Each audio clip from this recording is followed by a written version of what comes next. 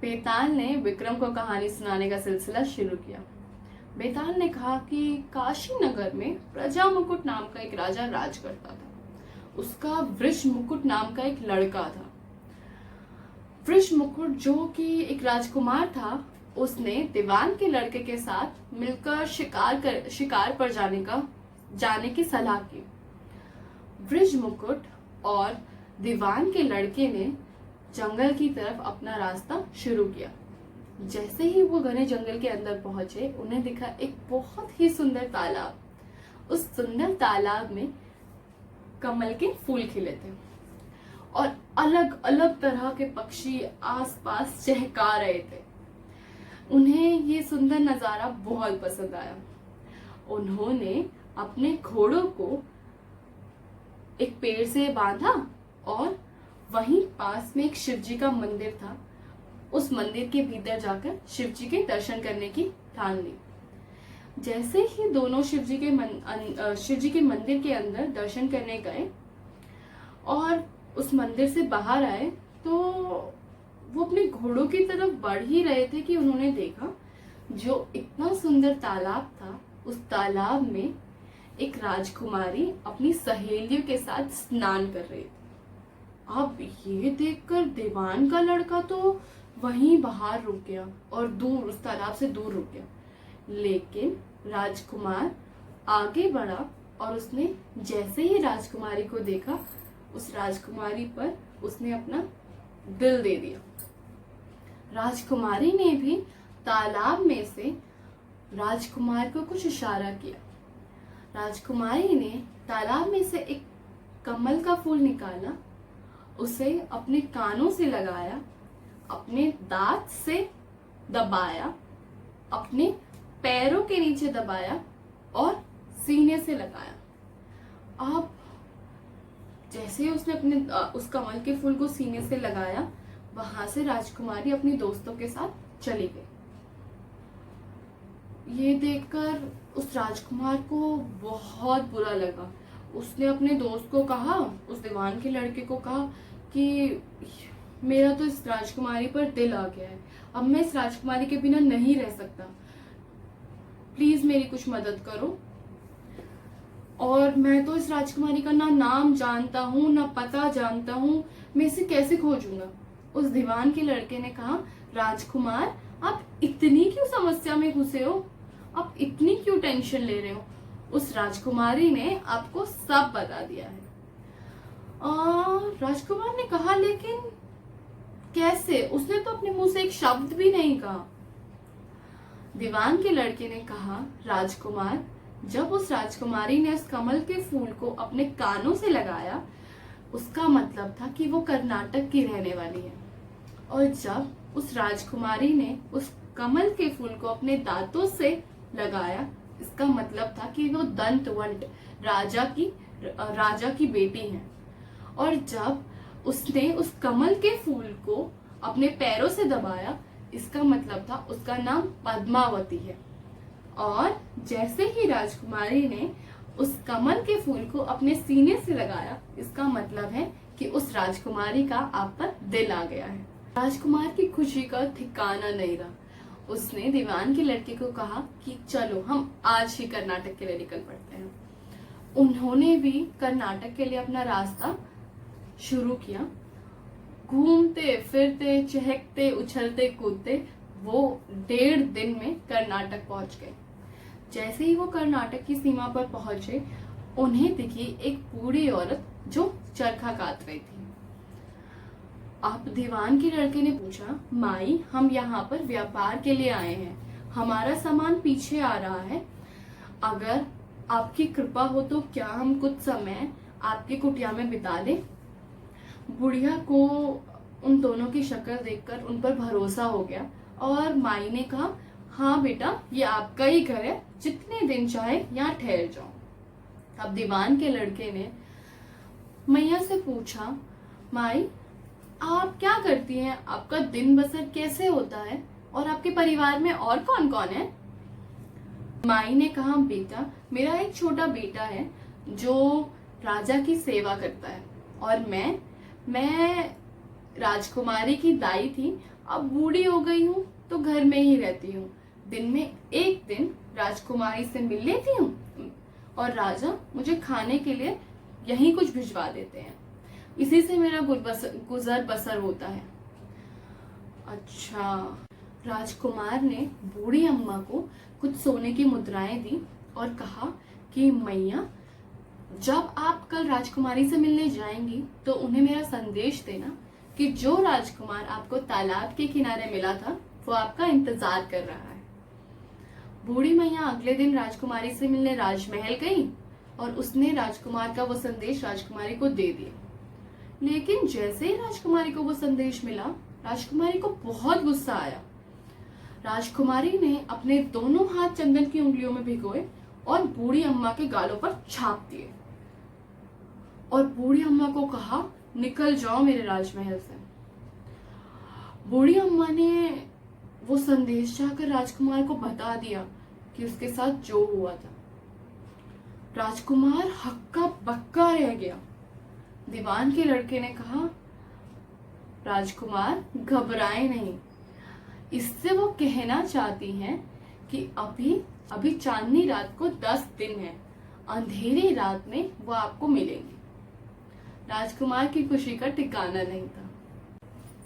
10 दिन बीतने के बाद बूढ़ी अम्मा फिर राजकुमारी के राजमहल गई और इस बार राजकुमारी ने अपनी 3 उंगलियां लाल रंग में भिगोई और बूढ़ी अम्मा के गाल पर लगा दिया। बूढ़ी अम्मा को गुस्सा तो बहुत आया, लेकिन उसने वो बात जाकर राजकुमार को बता दी। राजकुमार घबरा गया कि ये हो क्या रहा है। दीवान के लड़के ने कहा, राजकुमार आप घबराए नहीं, इसका मतलब है राजकुमारी का मासिक धर्म चल रहा है, वो 3 दिन बाद आपसे मिलेंगे। अब 3 दिन बाद बुढ़िया फिर राजकुमारी से मिलने राजमहल गई। इस बार राजकुमारी ने बूढ़ी अम्मा को दक्षिणी खिड़की से बाहर निकाल दिया और कहा, कभी मत आना मेरे राजमहल। ये बात जाकर बूढ़ी अम्मा ने फिर राजकुमार को बताई। फिर राजकुमार फिर घबरा गया। दीवान के लड़के ने कहा, राजकुमार आप घबराए नहीं, इसका साफ साफ मतलब है कि उन्होंने आपको आज रात को दक्षिणी खिड़की से अपने राजमहल बुलाया है। ऐसे ही उस दिन राजकुमार छुपते छुपाते दक्षिणी खिड़की से राजकुमारी के कक्ष में घुस गए। राजकुमारी ने उस कक्ष में, जैसे ही राजकुमार उस कक्ष में घुसे तो राजकुमारी ने राजकुमार का स्वागत किया। ऐसे ही राजकुमारी अब हर दिन राजकुमार को कहीं छुपा देती और जैसे ही रात होती तो राजकुमार को अपने उस स्थान से निकाल देती। राजकुमार बहुत उदास रहने लगा। राजकुमारी ने उससे पूछा कि क्या हुआ, आप आजकल इतना उदास क्यों रहते हैं। राजकुमार ने बताया कि जो दीवान का लड़का था उससे मिले कितने दिन हो गए थे उसे, वो उसका सबसे अच्छा दोस्त था। और उसने राजकुमारी को यह भी बताया कि कैसे दीवान के लड़के ने राजकुमार की मदद की थी, राजकुमारी के सारे इशारे समझ गए थे। अगर राजकुमार दीवान का लड़का ना होता तो राजकुमार कभी भी राजकुमारी से नहीं मिल पाता। राजकुमारी को लगा कि यार इसने हमारी बहुत मदद की है, इसीलिए उसने दीवान के लड़के के लिए बहुत सारा राजभोज बनवाया और राजकुमार को कहा कि कल ही अपने दोस्त से मिलाए। राजकुमार अपने दोस्त से मिलने गया और उसने सारी बात कि कैसे राजकुमारी ने उसके लिए राजभोज भिजवाया है, ये सारी बात दीवान के लड़के को बता दी। राजकुमार ने दीवान के लड़के को यह भी बताया कि कैसे उसने राजकुमारी को बता दिया है कि उसने ही उसकी मदद की है। दीवान के लड़के ने कहा कि राजकुमार आपने ये क्या किया। आप उसको पता है कि जब तक मैं आपके साथ हूं वो अपनी मनमानी नहीं कर सकती है, इसीलिए उसने इस राजभोज में जहर डालकर दिया है ताकि मैं इसे खाऊं और मैं मर जाऊं। राजकुमार घबरा गया। दीवान के लड़के ने उस खाने में से एक टुकड़ा निकाला और कुत्ते को डाल दिया। जैसे ही उस कुत्ते ने वो खाना खाया, वो कुत्ता वहीं की वहीं सो गया, गहरी नींद, वो मर गया। राजकुमार को दुख हुआ कि राजकुमारी ने उसके साथ ऐसा क्यों करना चाहा। उसने कहा कि चलो दोस्त, हम अपने राज्य वापस चलते हैं। राजकुमार के दोस्त दीवान के लड़के ने कहा, हम जब तक वापस नहीं जाएंगे जब तक हम राजकुमारी को लेकर नहीं चलते, आखिर हम राजकुमारी को लेने ही तो आए हैं। उसने राजकुमार के लड़के ने कहा, लेकिन कैसे, और वो तो एक अच्छी इंसान भी नहीं है। दीवान के लड़के ने कहा कि गलतियां सबसे होती है, लेकिन अगर हम उसे लेने आए हैं तो हम उसे लेकर ही जाएंगे। दीवान के लड़के ने एक सूझ बिठाई। उसने कहा, राजकुमार, कल आप राजकुमारी से मिलने वापस कक्ष जाना और उसके सारे के सारे गहने चोरी करके खिड़की से बाहर आकर उन गहनों को बेचने की कोशिश करना, और कोई अगर तुमसे पूछे कि ये गहने तुम कहाँ से लाए हो तो उन्हें कहना कि ये गहने तो मुझे मेरे गुरु ने दिए हैं। अब राजकुमार के लड़के ने वैसा ही किया जैसा उसके दोस्त ने बोला था। राजकुमार ने वो गहने चोरी किए और जाकर बाजार में बेचने की कोशिश की।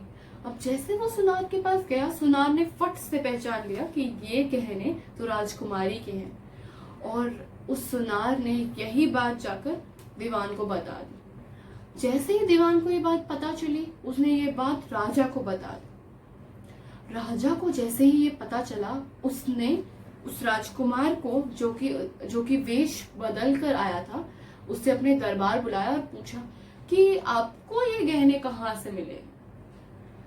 राजकुमार के लड़के ने वैसा ही कहा कि ये गहने तो मुझे मेरे गुरु ने दिए हैं। फिर उसके गुरु को बुलाया गया, जो कि एक दीवान का लड़का था। उसके गुरु से पूछा गया कि आपको ये गहने कहाँ से मिले। तो उसने बताया कि महाराज, जब मैं यज्ञ कर रहा था तो एक चुड़ैल आई और मैंने उस चुड़ैल के सारे गहने उतार लिए और उसकी जांघ पर एक त्रिशूल का निशान बना दिया। महाराज ने यही बात जाकर रानी को बताई कि आप जाकर देखो कि राजकुमारी के पैर पर, जांघ पर त्रिशूल का कोई निशान है या नहीं। जब महारानी ने वो निशान देखने की कोशिश की तो राजकुमारी के पैर पर वो निशान था। अब महाराज ने उस योगी से, जो कि दीवान का लड़का था, उससे पूछी, योगी जी, अगर कोई आपके यहाँ ऐसा करे तो उसके लिए क्या सजा होनी चाहिए। योगी ने बताया, चाहे कोई कुछ भी करे, अगर कोई किसी को धोखा देता है उसकी तो एक ही सजा है, और वो सजा है कि उसे देश निकाला दे देना चाहिए। महाराज ने वैसा ही किया। अब जो निशान राजकुमारी के पैर पर मिला था वो वही निशान था जो राजकुमार ने गहने चोरी करने के बाद नींद में राजकुमारी के पैर पर छाप दिया था। लेकिन यह बात ना तो राजा को पता थी और ना ही रानी को। जैसे ही राजकुमारी को राजा ने देश निकाला दिया, राजकुमारी बड़ी ही उदास होकर जंगल में इधर उधर भटकने लगी। उस जंगल में भटकते हुए राजकुमारी को वो राजकुमार और उसका दोस्त मिला।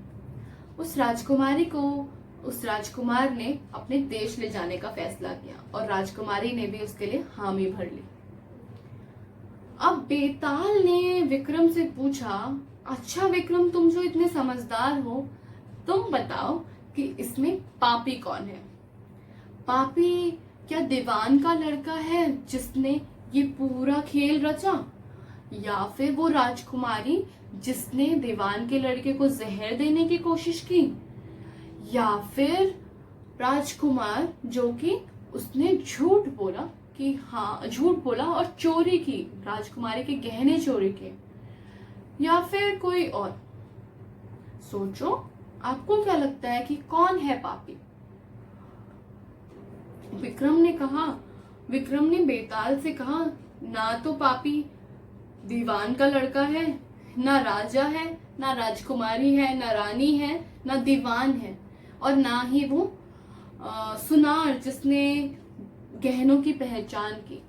यहाँ पर सबसे बड़ा पापी तो वो राजा है जिसने इस पूरे के पूरे वाक्य की ठीक से जांच नहीं की। जैसे ही विक्रम ने अपने मुंह से ये शब्द निकाले, बेताल उसकी पीठ से उड़ा और जाकर अपने बरगद के पेड़ पर उल्टा लटक गया। क्यों? क्योंकि बेताल ने तो शर्त रखी थी कि अगर विक्रम ने रास्ते में एक शब्द का हूं हाँ भी बोला तो वो वापस अपने पेड़ पर लटक जाएगा। ओके, तो आपको ये कहानी कैसी लगी? अगर आपको ये कहानी अच्छी लगी और आप और भी कहानी सुनना चाहते हैं तो प्लीज हमारे चैनल को सब्सक्राइब करें। और अगर आपको ये कहानी बहुत बहुत बहुत पसंद आई है तो हमारी स्टोरी को लाइक करें। और अगर आप चाहते हैं कि आपके और दोस्त भी ये कहानी सुने तो इस कहानी को शेयर करें। Thank you, see you next time, bye.